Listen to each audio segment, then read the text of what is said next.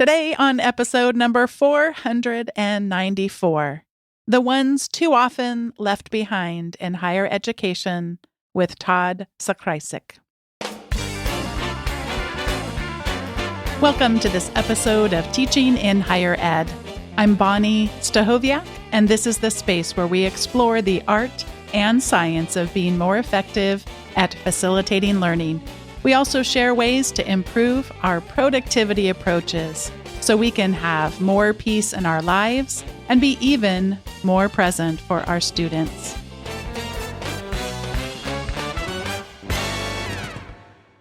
I am thrilled to welcome back to the show Todd Zakrajsek, that is my favorite last name to say. And rather than reading Todd's bio, we have Todd here early in the interview to tell us a little bit about himself and to really praise me for how well I'm kidding. You don't actually have to praise me on the pronunciation, but it is my favorite last name to say in the entire world. I appreciate that. I really do appreciate that. It was actually earlier in my career, I was going to shorten it to Zach because some of the family members did. And my wife said, "Don't you dare." She said, "That's a great last name." So I appreciate that. And you say it perfectly, Bonnie. This is so good. I always love it when you do this. And what episode number did you say again? 494. That is crazy, my friend. I remember when you started this, and that is it's amazing. And you've done a great job. So anyway, appreciate being on the show again. So Todd Zakrajsek, and you asked me to say something. Let's just do this quickly. I work at University of North Carolina at Chapel Hill. I'm a research associate professor. I also direct 4 Lilly conferences on evidence-based teaching and learning every year. And I write a little bit. And so recently I've written, it was dynamic lecturing in 2017. And then in 2020, I did advancing online teaching with Kevin Kelly. And in 2021, I did Teaching for Learning, 2nd edition with Claire Major and Michael Harris. 2022, I did the 3rd edition of The New Science of Learning. In 2023, with Linda Nielsen, I did Teaching at its Best. And I'm working on another project right now, which I'm very excited about because I want to keep this stretch going. And it's a little book about assessment techniques with a 3rd edition that has been long due. So I will just leave it with that. As I often say to my colleagues at work, we're not in any danger of being bored anytime soon. I can tell from you sharing that. I feel like I am not particularly good at coming up with titles for episodes, so I am grateful to you for coming up with this one. It says so much in so few words, such that I was actually able to use the title you proposed without trying to truncate it in some ways. So let's begin with that question that the title begs. Who are the ones who are often left behind in education? Well, I came up with this title as a plenary that I did for a conference, and I was researching different things and trying to figure out which way to go.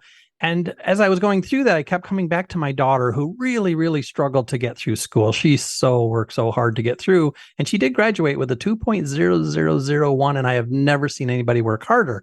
She's on the autism spectrum. She also has social anxiety. And there are multiple times that if I hadn't known as much as I did, she would have been left behind. So neurodiverse learners, autism spectrum, ADHD, anybody with a learning disorder, sensory processing issues, first-gen college students who don't often understand the hidden curriculum. There's students from marginalized groups out there, people with health, emotional, cognitive challenges. There's so many people. And I'm really nervous about even saying this because I've left many people behind.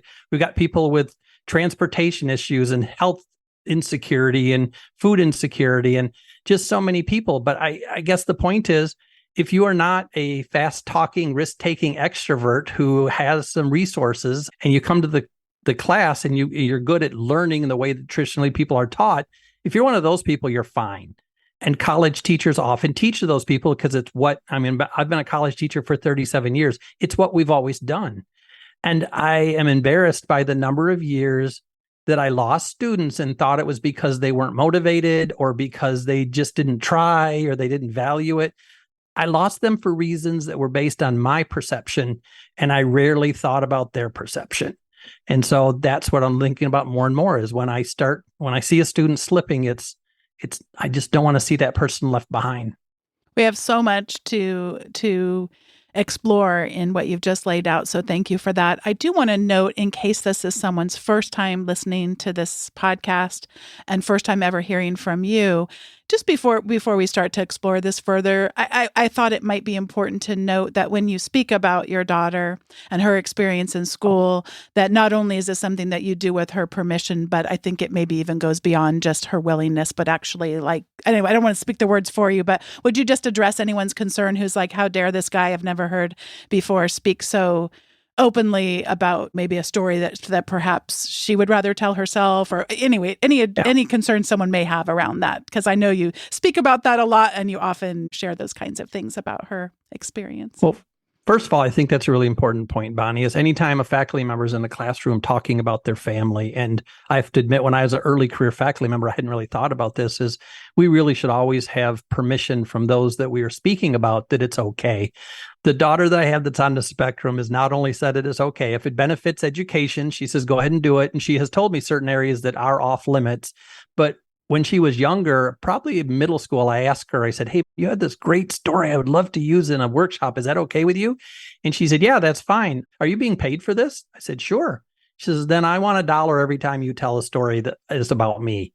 And I laughed and I said, are you sure? And she said, yep. And so every time I'd come home from doing a workshop, I'd say, here's $3. And so she not only said it was okay, she profited from it, which I thought was hilarious. And then I have 2 other daughters that have said the same thing. And so anyway, yes, I'm glad you pointed it out. Nothing you hear today will not be done without permission. Yeah. And I love that the way that you've often talked about that in terms of if it's good for education and these stories. You tell such wonderful stories. It's powerful. I only have 2 children. So the other thing that comes up here is that I will sometimes talk about them, but they're now of the age where I would ask for permission first. I didn't recently. On a recent episode, I spoke about a family member and I used gender neutral pronouns so that they didn't know which one it was, having to do with the way in which they replace toilet paper rolls.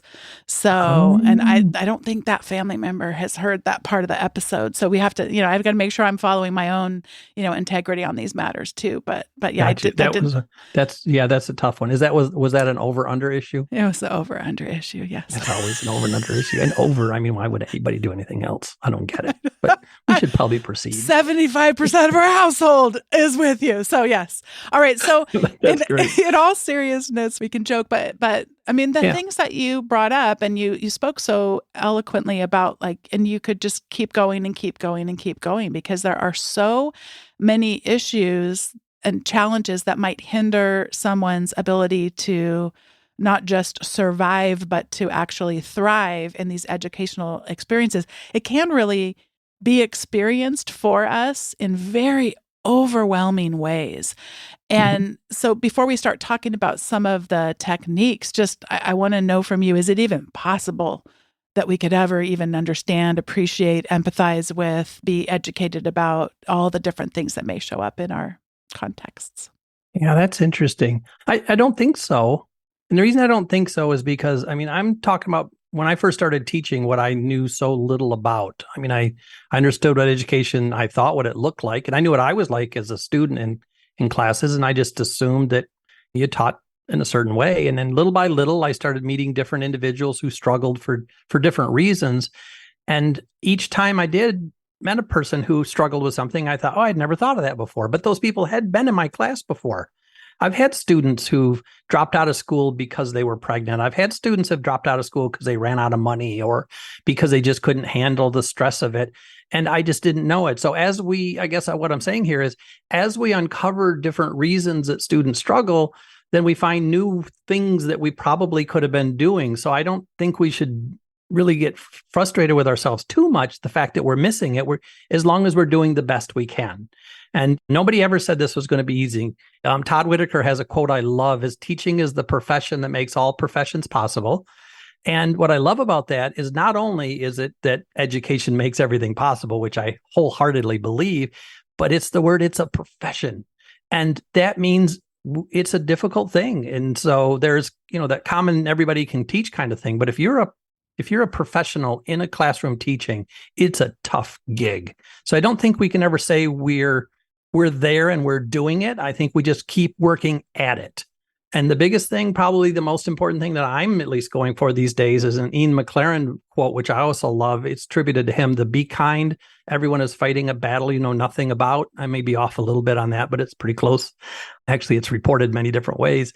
And so for me, it was when I read that and really started thinking deeply about that is if everyone is fighting a battle, and I now do totally believe that everybody at any given moment is fighting something, I don't need to know what the battle is anymore.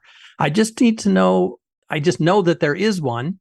And so when I see a behavior that maybe isn't exactly what I had anticipated, and again, I'm not saying right or wrong, it's what I anticipated, then I know they're struggling with something. And so my job is to figure out how can I best help them. And not everybody can be helped. And not everybody's going to make it through. This isn't all on us. It's on the students as well as us. It's a team effort, but I need to do my share. And so I'm trying to be better all the time and to help a greater proportion of students, but I don't know who the next group is that I'm going to learn about, but I'm excited to find out actually. What is so important about what you have just shared is both the magnitude of the problem, we couldn't possibly know, and simultaneously, we don't then just get to raise our hands up in the emoji shrug and go, well, I guess there's nothing I can do then. There are things we can do. Where do we begin? Yeah. Well, and before we move on, even I guess I should say is so often we'll even look at the students who are failing, and I've probably done that more than I should have recently, but there's also students who are getting Bs who really would love to get an A. And how many times in my career I said, but a B is a really good grade in a statistics class. That wasn't for me to say. The student really was struggling for an A and working really hard toward it. And a student who gets an A maybe wanted to know more. And so the concept is not just the failing students, is how do we help each student to get to the point that they probably don't even know they can get to, but to get to the best possible point. So yeah, I appreciate what you said. Yeah. And that, I mean, my gosh, just the grades alone. The assumptions we can come into. I'm trying not to make an assumption that even everyone's working toward an A. So that's something that like I certainly didn't when I was in college. If it was in my major, I got an A, and if it wasn't, I got a C. That's how I worked in college. So I think sometimes I lose sight because I don't hear enough examples of people who are aiming for the C. And you talk about bad versus good, but those grades, I mean, they're so. We have had many episodes about grades, and we will continue to have many episodes about grades, but just that one paradigm is so emblematic of just the broader challenge of trying to understand. And what else I hear you saying, Todd, is that our mindset matters. So where do we begin? And you've talked about that already a little bit in this episode. Is the mindset is recognizing we're going to have assumptions, but working to train our brains to assume what? What do we replace what may be some of our assumptions that can pop up for us, and then what assumption might be more helpful in our teaching? What set of assumptions? So based on assumptions, I mean, again, I guess I'm not sure what else to say about that in terms of I don't know what the students are really after until I get to know them.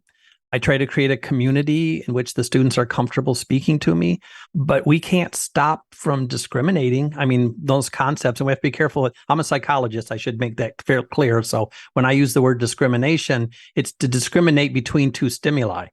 And so if I pick up something and you can eat it or not eat it, it's a really helpful thing if you can discriminate what is edible and what is not edible. If you're eating mushrooms from the woods, it's a good idea to be able to discriminate the poisonous ones from the non-poisonous ones. We can't stop that kind of discrimination when we look at certain people or any person.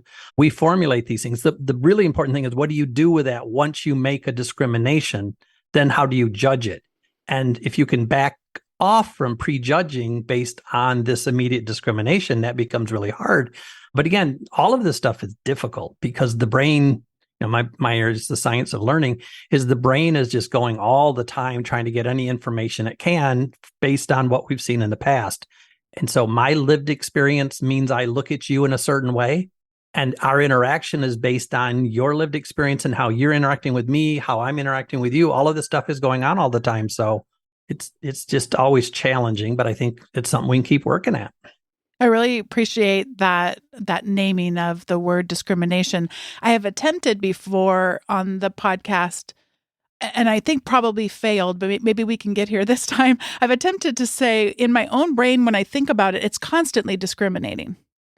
And that's not a bad thing. I don't know how we would ever purchase any food to eat or if you didn't have some heuristics with which you made decisions and also with which you decided how to best attempt to do what you do, which in our case is to teach.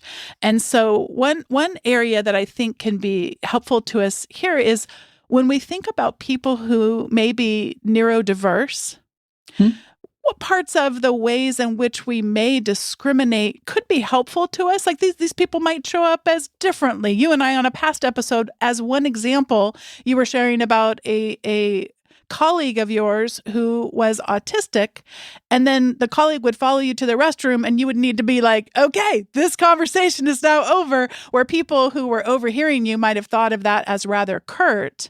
But that, and I have talked with you about my own struggles with sometimes, how do we cut off the conversation, with colleagues and students where I work. So where does this discrimination, this sorting when it comes to people, and I realize neurodiversity is such a broad thing, but what comes to mind for you where you go, some more helpful things just to be aware this might look a little different, or this might, here's, are you, and then which ways do we think, it's not really so helpful to be sorting in that way? We got to retrain our brains there. Yeah, that's a great one. And this is an area that I'm real passionate about because my family, we do have folks in the autism spectrum in the family. And it's really interesting because there is an implicit set of assumptions on how we interact with each other as humans. There's a certain tone we use. If we're getting toward the end of time and you might say, well, this has been great. And that phrase of this has been great should cue that we're done. That sounds like it's language that's clear, but this is the tricky spot. That's not. That's a code. That's a code of a polite way of saying, because it'd be rude to say we must end now.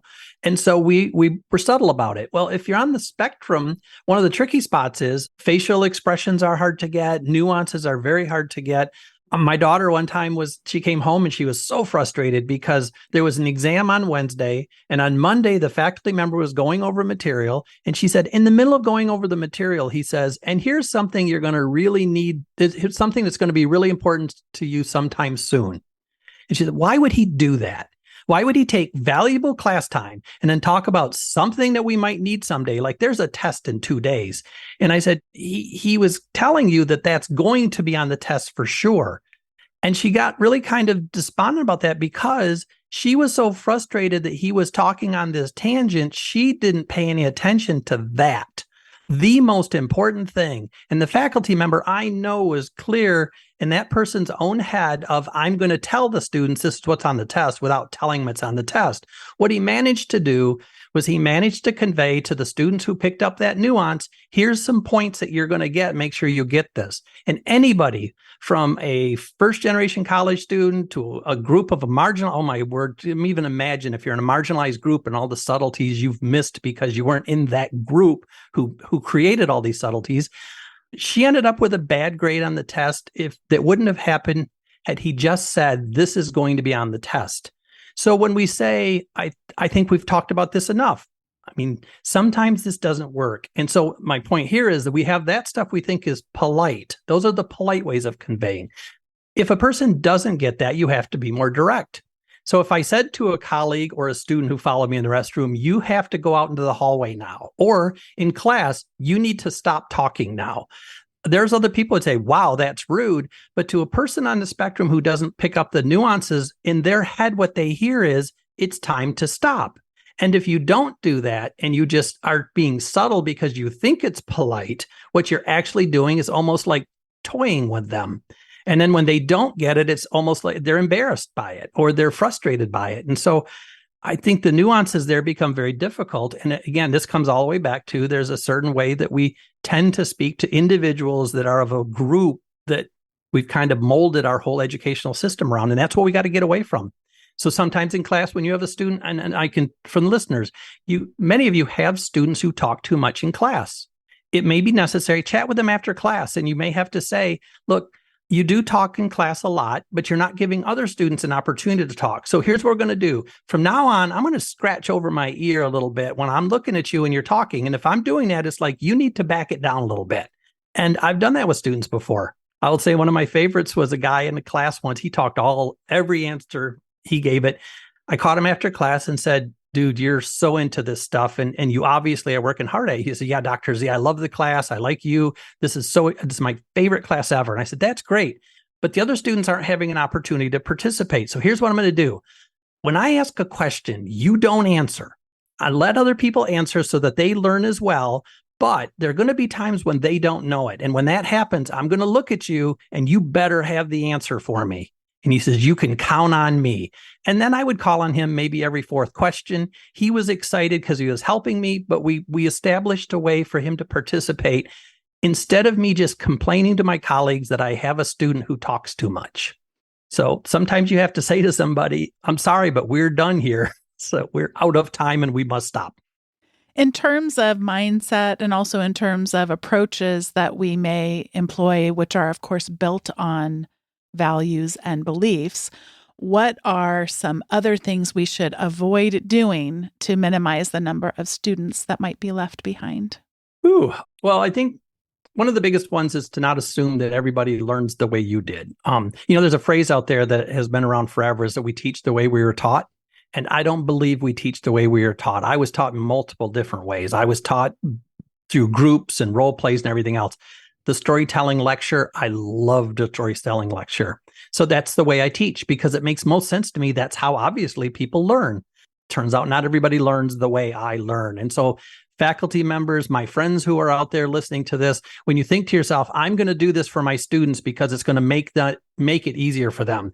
Keep in mind, it may be what made it easier for you. And this is why you really like some students more than others, even though we never say that, is because they're like us. So don't assume that. Secondly, always keep in mind we're teaching, we teach classes, but we don't really. We're teaching individuals in a class. So I teach courses now, but I really teach people. I guess I'm assigned courses, but I teach people. So teaching individuals. Another one is to look for the value in every individual. And I mean, this is out there and people will say this all the time is, each person brings a value, but seriously, within an educational system, especially, look for the value they bring. I'm going to tell you right now, people who are on the autism spectrum, ADHD, struggling with food insecurities, have children, single parents, all of those individuals, I learn more from them now than I do from a standard student who's got resources, who lives in the dorm, comes back and forth, not minimizing that person at all, 100% not minimizing them. But I've lived like that life, and so I can kind of assume a lot of it. I don't know what it's like to be a single parent raising 3 kids. I can't imagine that one, but I can talk to students and kind of get that a little bit. And I do think that's part of it too, is try to create the atmosphere where you're really comfortable speaking with students, letting them know the boundaries, and be careful because as you get to know them, sometimes they feel familiar with you and they'll share things they probably shouldn't. So be careful with the lines, but make it comfortable to do that. And also approach them in ways that is comfortable for you, especially. But I just did a workshop recently, and just before the workshop started, we were all talking and looking around, and I noticed there was a woman in the middle of the room who had a leader dog, and my family used to raise leader dogs for the blind. So I walked over and I said, just want to let you know, my name is Todd. I'm the facilitator. First of all, I approached her assuming she couldn't see me. She may have had partial vision, but I didn't know. So I assumed she didn't, so that we covered that base. And she said, oh, this is great. And I said, I'm just curious. I didn't know if how your vision is, or if you were blind. And she said, I'm blind. I said, okay, good. That's helpful for me. Is there anything that I could do while I present that would make this process easier for you? And she said, well, if you could just explain what's on the slide, I'd really appreciate that. And I said, okay. So anytime I put something up, I'd say, as you can see from this graph showing this bar chart up here, that first bar is something that's very important. I did it in a way different from saying, Rachel wanted me to explain this to her. So I did it that. I asked her for anything else that she could, anything else I could do to help her. And she said the slides. And so I quickly emailed those to her before the session started. But as she was in the middle of the session, I actually called on her a couple times specifically. And I said, oh, by the way, Rachel, you had your hand up a little bit earlier. What do you think? And she worked with students and she provided some fabulous perspectives. And when I was done, she sent me an email and she said, of all of the workshops I've gone to, nobody had ever done that before. That of all the workshops that she had gone to, nobody had ever stopped to talk to her and said, what do you need? And so I really appreciate that. I don't consider myself anything special. I stopped and talked to her because I thought, here's a student who's different from the way that I might normally teach. I love this story so much because it is precisely what I was attempting to clumsily say before. You're telling a story about, hey, I've seen dogs like that before. I Yeah. I'm getting a sense of possibly what might be going on with a person. So I had a Hmm. similar thing. I taught many years ago as an adjunct at a very large university. I work at a very small one. So a very, very large university, R1 here in Southern California. And so I should also share that when I was 6 and 7 and 8, I used to go with my mom to the junior college as she took American Sign Language classes. So I actually learned a lot of sign for a 6 and 7 and 8 year old, but I was by no means fluent. And then when I was in high school, I took the similar classes and earned some college credit while I was in high school. And Yeah. then finally, when I was in college, I babysat for a 2-year-old boy who was deaf. So not a lot of Oh, experience. No one's going to hire me to be their interpreter, but I understand the formula of the language and how it is different than English, for example. So I had a woman show up to class and she appeared to me to be deaf. And mhm. so I said something like, I mean, it just kind of, I didn't even think, but instantly I said something to her in sign language. And then she made the assumption that I actually spoke oh, whoa, whoa, whoa, whoa. And I started thinking in my head, Todd, okay, Yeah. so wow, I hadn't really thought I'd have someone in my class who was deaf. Okay, like all the past experience starts coming in. Okay, like how am I going to Yeah. do this? How am I going to? And of course, you're probably laughing already because it's like, well, no, it's a public university. They are going to have not just one interpreter, but there actually are going to be two because they're going to need to take breaks. This would be the case if someone was blind, if someone was deaf, whatever sort of accessibility Yeah. accommodations that may be provided in a class. You're going to have those sorts of resources and stuff. But it's you just helped with that story Yeah. illuminate where that sorting is helpful. Oh, this person might be autistic or otherwise somewhere fitting in the neurodiverse universe of things, or this person might be visually impaired. But just to have a sense of then general mapping of the kinds of things someone might need. Yeah. And of course, the better No, I we are at this is to actually have this baked into our class using techniques like universal design for learning and things like that, making yes. sure that our classes are accessible, from the ground up. But this is such a great example of you being wise to know the kinds of needs she might have without making assumptions about her when you've just met her and seen her dog. So it's just a really, Yeah. really great illustration. And I know you have one more piece of advice for us in terms of what to avoid here. Yeah. The last one's just that we're going to make mistakes. And I actually start every time I start a workshop, every time I start my class, whatever I do is I start with, in my heart, I will do everything I can to make this a good learning experience for everyone. And there's a high probability I will make a mistake. The best thing you could do for me is please let me know. If it's something you feel comfortable and you think it's important, raise your hand and I'm okay. Call me out during class or catch me afterwards and let me know. But the only way I'll get better is if you explain it to me. And the only way I'm going to help people is by pushing harder and trying to just address as many things as I can. So when I make a mistake, help me out. But we're all going to make mistakes. I have known you now for more than 9 years. And I can declare then that this is not something that you speak of without heart. And it is not also something that you speak of without it being personal to you. Would you talk a little bit about just why this matters to you, not just as a giving great advice to people that you get an opportunity to speak to, but how this really goes down to the core? Yeah, this is always kind of a tricky one for me too. Is the book, The New Science of Learning, I put it in I got the prologue and epilogue kind of thing. I told the story of my experience, and I'll do a quick version here. When I went to school, I'm a first generation college student, and I came from a family that struggled a bit to get by. And I went off to school and I signed up for my classes and I signed up for Introduction to Criminal Justice. I was going to be a state trooper, intro to CJ. And then it said you had to have a math class. So I thought, ooh, I like calculus. So I signed up for calculus.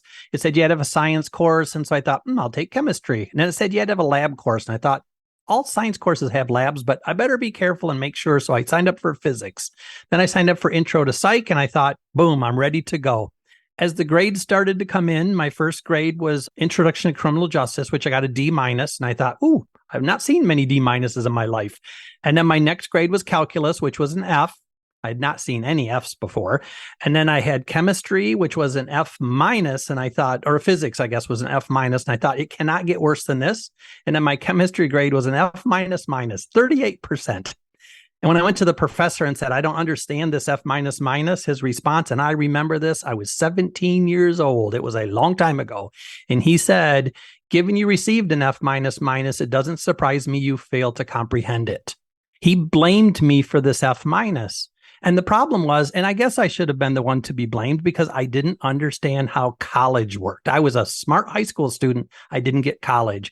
I went to the registrar. I asked the registrar, I said, hey, I'm flunking out all my classes. My mom couldn't help me. She kept saying, we believe in you and try your hardest, but she didn't have specific advice because she never went to college.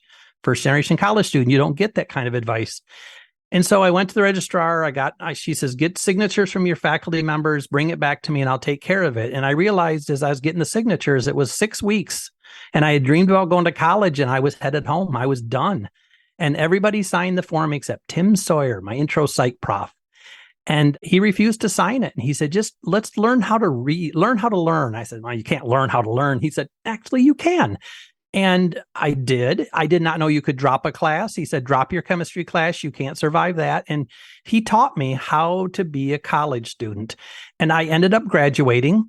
I was actually on the student government. So I got to speak at graduation, which was a real trip for me. And then I actually got an honorary doctorate in 2019, just before the pandemic hit. And I was back at the stage at that same school. They're the ones who gave me the honorary doctorate. And I stood up there and basically told the story of being like one signature short of none of this whole life of mine happening. I'm sure good things would have happened, but not this. And the other one that is personal to me is we talk about this. I do talk about it a little bit more, and I've known you a long time. I haven't talked much in the past. I am a tiny bit on the spectrum, and I'm a tiny bit ADHD. And so those of you who know me will say, this makes more sense. And my daughter is on the spectrum, and I watched her go through school. She struggles a whole lot more than I do. But I am one of those people that you have to look at. Those of you, I will tell you, my friends who are listening, now you know in the future you have to say, Todd, you need to stop talking and we need to leave because all those subtleties you've tried is the reason that I talk a lot. I don't get those. But she struggled so much going through school and she would take 4 classes a semester, but she couldn't handle them. So she would have to drop some of her courses. There were faculty members who worked with her and she would get A's. There's others who wouldn't work with her and she'd get F's. She went through school with A's and F's. She graduated with a 2.001 from UNC Chapel Hill in philosophy, a tough department. But she did it because there were students or faculty members who would stop and work with her. This is personal for me because if I hadn't have been a college student or a graduate, she never would have made it through because I helped her all along the way. But I wouldn't have known how to help her. And I was lucky enough to have Tim Sawyer. But I mean, except for a couple of people, these individuals are just done and quickly. And so it's real personal to me. And the more individuals that I work with, and I know this is true of the listeners out there, the more individuals you have worked with, the more special it becomes and the more important it becomes. And we all start to realize that the students who fail, and this is what I really, really thought when I was almost flunked out of school, had I gone home, had I flunked out, all those faculty would have blamed me for it. He didn't care. He didn't work hard enough. He wasn't motivated. He didn't have the prereqs, and they were wrong all the way down the line. I didn't know how to learn, and I didn't understand the college life. So that's why it's real personal to me. And we know the value of a college degree. And so I'll leave it with this. Knowing what we do about the value of a college degree, I would consider it myself to be a moral imperative that I do what I can to get a student through. Because if the student doesn't make it through, their life is way different than if it does. And if they don't make it through because they don't do the homework or they just don't do it, that's on them. And, if I've tried, that's on them too. But if they're motivated and they've got the prereqs, if they don't pass because of the way I teach, man, that's just heartbreaking. And so I keep working at it. I'll make mistakes, but I'm going to keep working at it. Yeah, I love your way of phrasing in terms of looking inside yourself and always wanting to be growing and developing and having the humility that's necessary to do that. And yes, of course, recognizing that it takes multiple people for these things to work. It isn't entirely on you, but you're just that kind of person. And part of why you're that kind of person, maybe a whole bunch of why that kind of person is your care for other people and wanting to see them succeed. Well, yeah, I guess my newest thought in my head was nobody fails alone. So, yeah. Thank you so much. I love this conversation. I love that we're going to get to continue having them. I was just the other day searching for your name on the Teaching in Higher Ed website, which, by the way, a lot of people don't know. You can go to teachinginhighered.com. You can click on podcasts. A lot of people listen via their podcast catcher, whatever app they use. But if you're ever looking for a particular topic or a specific person, you go to teachinginhighered.com, you go click on podcasts, and then you can search by guest. So that would list out all the ones that Todd's been on. And besides Dave, I haven't actually tested this theory, but I am fairly sure, I'm 99% sure you are the most often on Teaching in Higher Ed besides him. But the other day I was looking and it was uneven. So it's 2 columns. Oh. And so I was so looking forward to this episode will come out and then it'll be back to being even. And then I think we have to schedule it where you come pretty quick so that I don't have to live too long with that little list of Todd Zakrajsek episodes being uneven. And then you also can search, by the way, there's a browsable taxonomy. I am really big into thinking through usability, not just from a accessibility or does it work thing, but also just how to get people more curious to sometimes ask questions they don't know. So maybe you don't know Todd's name, or maybe you don't know the guest, or you're not even sure what kind of a topic that you might be interested in. That's what I love about the taxonomy. And for anybody listening who might have advice for me, who maybe has looked at that taxonomy before, I'm thinking about burning it to the ground once again. I burned it to the ground actually I didn't even have a taxonomy, but I started that maybe 7 years ago or so. And I look at it today and I just go, oh yeah, see, artificial intelligence isn't anywhere. And I'm having a lot of episodes and conversations about that. And there's some ones I really, really love connected learning. I think that's a phenomenal way to approach our teaching. I think there's 3 episodes in it. So I'm in this having to be you can hold off till summer of 2024 before you burn your entire taxonomy down. But anyway, so there's browsable categories, searchable topics, and all of that for people to go and explore. But I just love this conversation. I love that we're going to have more. And I've known you this long, Todd, that in fact we have established a informal kind of a partnership where I already was sharing about the Lilly conferences and you already were sharing about Teaching in Higher Ed, but we actually have a official thing where we set aside episodes and you are with intentionality making sure that you are making people aware. So would you share a little bit about the Lilly conferences, and we'll be sure and have a link in the show notes for anyone who wants to find out more about them. Excellent. Well, thank you. Yeah. First of all, I met you at a Lilly conference, which is kind of cool. Yep. Long time ago. So the Lilly conferences are based on Lilly Foundation, funded for about 3 years for Milt Cox to get this conversation up about teaching and learning. And they've been going on for about 40 years. They only funded it for about the first 3 years. And after that, they said, you can keep the name, but there was no more funding. So I like to tell people we might have started on drug money, but we're 37 years clean. Okay, I don't want to offend anybody there, but so the concept here is that they've been around for about 40 years. They're really based on effective teaching and learning for anybody in higher education. It's not discipline specific, and quite frankly, there's lots of issues we find out that cross disciplines. The real hallmark of the Lilly conferences is we work hard on community, and so when people come there, they feel like they are part of a group. And I will say right now there are 4 of them per year. They're in Austin, San Diego, Asheville, North Carolina, and Traverse City, Michigan. I try to find cities that are fun. And I will end with this. And I just got a compliment that was so cool at the last conference. A young lady, a faculty member who was a new faculty member, came up to me and she said, Todd, I just want to let you know that this conference totally lived up to the hype. And that is such a great compliment because she had heard from multiple people that they were great conferences. And then she told me it lived up to it. So I really appreciate that. But I would love it if people would come. And so appreciate your allowing me to mention that. Yeah, and I am at most of the ones that are held in San Diego, unless something gets in the way of my schedule. And One of these days, I'd love to get to one of the other ones, because what you talk about in terms of relationships and community really, really shows up in such profound ways for me. I tend to not even attend all the sessions because I'll get completely enthralled with someone where my imagination is on fire, and it's so, so very fun. Or even when I was there in January, sitting down even afterward and having to get kicked out of the ballroom because they're trying to clean up. That's always a good one. Yeah. So speaking of losing track of time when you're talking. Yeah. That's Bonnie. Yeah. That happens. So please, check out the link in the show notes and go check those out. If you ever have an opportunity, highly, highly recommend them. And speaking of recommendations, I have a recommendation to get. If you don't already have this in your tool set, get yourself a color picker app.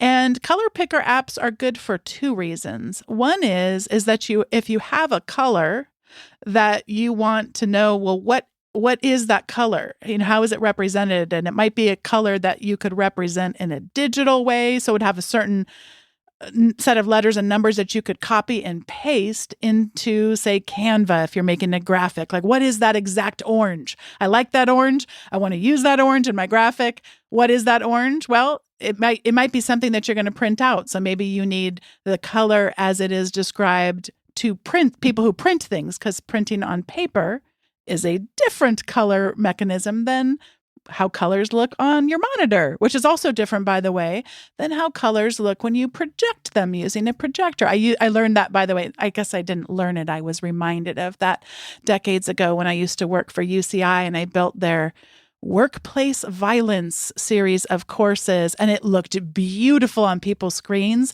But when I showed it at a big fancy meeting on the projector, it looked like really, really ugly color of urine. So yes, you got to be careful. Oh, yikes. Yeah, you got to be careful as you think through these things. But anyway, so color picker apps are great for that. They are also great for being disciplined about being consistent with your color scheme. So I don't have a big budget for teaching in higher ed. I also don't have a big budget for the area that I lead at my university called Teaching and Learning. And people will often think that in either of those two contexts, I have access to a heck of a lot more marketing dollars than I ever do.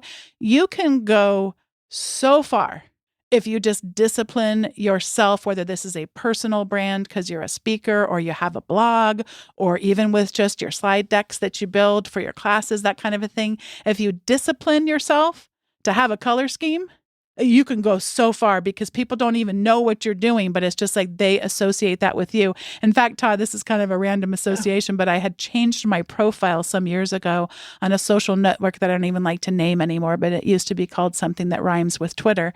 And so people associated me with the color of blazer that I had on the old profile picture. And they were like, but no, you're that color. Like that blazer is supposed to be that color. So if you do discipline yourself about that, your color picker app can store that. So it's just a click away. Oh, that's the pink that I use, or that's the blue that I use, and it's easy to access. So I want to mention the specific color picker app that I use. It is Mac only. So if you're on Windows, you just go and find a color picker app that's really good on Windows. But the one I use is called Sip, like you're taking a sip of a drink. The Sip app on Mac, it is amazing. And it's funny because it's living on my screen right now. So anytime I sort of hover over, I have all of our different color schemes. We do one for our faculty gathering every year. I've got one for teaching in higher ed, and I do different slide decks. We've got a good news video series that we do at my institutions. It's just so fun to always have these sets of colors and be very disciplined about if you're sharing about something, it's always going to be those colors, and to have it so easy to access is just an amazing thing. So that's what I wanted to recommend, and I'll pass it over to you for yours. And now just make sure, so that means it gives you the Pantone numbers, right? Pantone numbers or the hex colors if you're on digital. Yeah, it's amazing. It's amazing. That's so cool. Mine's going to be real quick, and I have to admit it took me a little while, but I am now kind of rolling on it. I've moved into Blue Sky. I forgot you were sorry. We can name that one. Yes, I'm there too. Oh, okay. We can say that. We're all good with that one. Yeah, I mean, I'm excited now. There's one we can name. Yes. Yeah, that's one we do like. I used to be on Twitter, and then it went to X, and I had to quit doing it because I kept accidentally closing the app all the time. Isn't that funny? Because it's an X. It's an X. But it's I just want to point out to folks is that it's been so refreshing. There's not a ton of people on there, but it is a quickly growing one. And I will tell you, when I first got on there, is I was struck so quickly by the lack of ads, the lack of political discourse, and the vitriolity of people yelling at each other and the troll kind of feelings. It's just not there. And so it was like the old days of being able to just collaborate and talk to colleagues. So Blue Sky, it's great. It can be a little tricky because you need a code to get in, and they're doing that so that bots can't all jump in there at one time. But if you check around, and even on Twitter, if you know people, just ask people, just anybody out there have a code? And I did that and got like 4 people said, oh yeah, here's one. So your friends will help you out. But Blue Sky has been really, really good experience.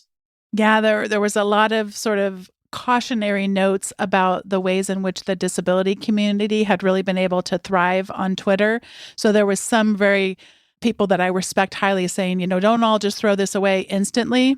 And those same people now are over on Blue Sky. And I'll put a link in the show notes too. There's a place where if you are on Blue Sky, you could donate your codes to members of the disability community who are now really ready to make a transition for some of the reasons that Todd mentioned. Fantastic. So yeah, I'll put that link. If you're already there, please connect with Todd, connect with me. I'm just getting started there, but I'm enjoying it as well. And then I'll also put a link for those donate codes if you're there that you could pass that on to members who may find a more hospitable space over on Blue Sky. Excellent. Todd Zakrajsek, thank you so much for today. Thank you for the next time and the next time and the next time. I always love any conversation I get to have with you. And Bonnie Stachowiak, I enjoy speaking with you as well. So look forward to a future conversation. I'm not sure I've ever heard you say my last name. You also say it well as well. There we go. I like your last name. By the way, I learned how to say it from Dave, so it's not as Dave's the one who taught me. He's so good. So good. Thank you, Todd. Until next time. Thank you.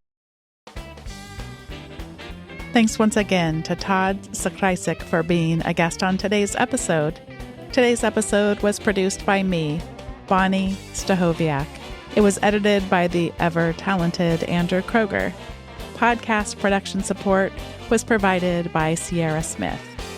If you've been listening for a while and you've yet to sign up for the weekly update, head over to teachinginhighered.com/subscribe. You'll receive not only the most recent episode's show notes, but also some other resources that might be helpful to you, and some recommendations that don't show up on the regular show.